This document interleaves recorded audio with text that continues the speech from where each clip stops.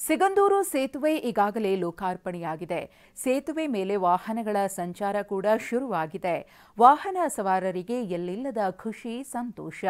ದೇವಿಯ ದರ್ಶನ ಪಡೆಯಲು ಭಕ್ತರು ಹೊರ ಜಿಲ್ಲೆಗಳಿಂದ ಎಂಟ್ರಿ ಕೊಟ್ಟಿದ್ರು.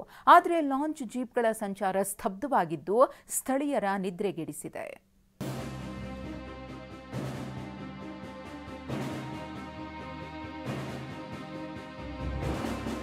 ಸಂಭ್ರಮ ಸಡಗರದಿಂದ ಹಾಸ್ಪಿಟಾಲಿಟಿ ಕ್ಷೇತ್ರದಲ್ಲಿ ಜಾಗತಿಕ ವೃತ್ತಿಯ ಕನಸು ಇದೆಯಾ? ಜಾಗತಿಕ ಅಧ್ಯಯನ ಉದ್ಯೋಗ ಅವಕಾಶಗಳೊಂದಿಗೆ ಭಾರತದ ನಂಬರ್ 1 IIHM ನಲ್ಲಿ ಓದಿ. ಪ್ರವೇಶ ಆರಂಭವಾಗಿದೆ. ಈಗಲೇ ಸೇರಿ. ಸಿಗಂದೂರು ನೂತನ ಸೇತುವೆ ಉದ್ಘಾಟನೆ ಆಗಿದೆ.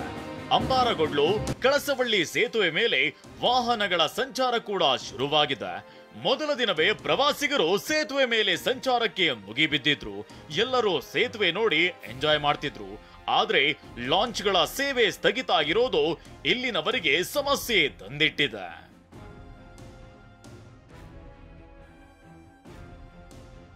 ದಶಕಗಳಿಂದಲೂ ಕರೂರು, ಕಾರಂಗಿ ಹೋಬಳಿಯ 40ಕ್ಕೂ ಹೆಚ್ಚು ಹಳ್ಳಿಗಳು ಪ್ರವಾಸಿಗರಿಗೆ 3 ಲಾಂಚ್ಗಳು ಸಂಪರ್ಕ ಕೊಂಡಿಯಾಗಿದ್ವು.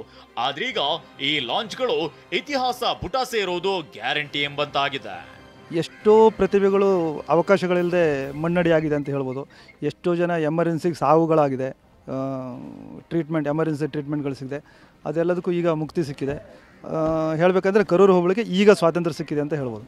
ಹಾಗೆ ಕಳಸವಳ್ಳಿ ಹೊಳೆಬಾಗಿಲಿನಿಂದ ದಶಕಗಳಿಂದ ಸಿಗಂದೂರು ದೇವಿ ಸನ್ನಿಧಾನಕ್ಕೆ ಭಕ್ತರನ್ನ ಕರೆದುಕೊಂಡು ಹೋಗ್ತಿದ್ದ ಜೀಪ್ಗಳು, ಲಾಂಚ್ಗಳು ಇಲ್ಲದೆ ಇರೋದ್ರಿಂದ 40ಕ್ಕೂ ಅಧಿಕ ಜೀಪ್ಗಳು ಕೂಡ ಸೇವೆ ನಿಲ್ಲಿಸಬೇಕಾಗಿದೆ. ಜೀಪ್ಗಳನ್ನೇ ನಂಬಿಕೊಂಡ ಕುಟುಂಬಗಳು ಏನ್ ಮಾಡೋದು ಅಂತ ಕಂಗಾಲಾಗಿದ್ದಾರೆ. 45 ಜೀಪು ಸೇವೆ ಆಗ್ತಿತ್ತು ಸರ್. ಆದರೆ ಈಗ ನಮಗೆ ಏನು ಅಂದರೆ ಸ್ವಲ್ಪ ನಮಗೆ ಇದಾಗಿದೆ, ತೊಂದರೆ ಆಗಿದೆ. ಬೇರೆ ಏನಾದರೂ ಕೆಲಸ ನೋಡಬೇಕು, ಇಲ್ಲ ಏನಾದರೂ ನಮಗೇನಾದ್ರು ಪರಿಹಾರ ಇಂಥದ್ದೇನಾದ್ರು ಇದ್ದರೆ, ಆ ಥರ ಏನಾದ್ರು ವ್ಯವಸ್ಥೆ ಇದ್ದರೆ ಅನುಕೂಲ ಆಗುತ್ತೆ ಎಲ್ಲರಿಗೂ. ತುಂಬ ಬಡವರು ಇದ್ದಾರೆ. ಒಂದು ಟ್ರಿಪ್ ಇಲ್ಲಿ ಮಾಡಿ ಹೋಗಿ ಅಕ್ಕಿ ತಂಡೆ ಊಟ ಮಾಡೋಂಥವ್ರು ಇದ್ದಾರೆ. ಸೇತುವೆ ಆದ ಖುಷಿ ಸಾಕಷ್ಟು ಜನರಿಗೆ ಆಗಿದ್ರೆ, ಲಾಂಚ್ ಜೀಪ್ಗಳನ್ನ ನಂಬಿಕೊಂಡಿದ್ದವರು ಬದುಕಿಗೆ ಏನ್ ಮಾಡೋದು ಅಂತ ಚಿಂತೆಯಲ್ಲಿದ್ದಾರೆ. ಬಸವರಾಜ್ ಯರಗಣವಿ, TV9 ಶಿವಮೊಗ್ಗ.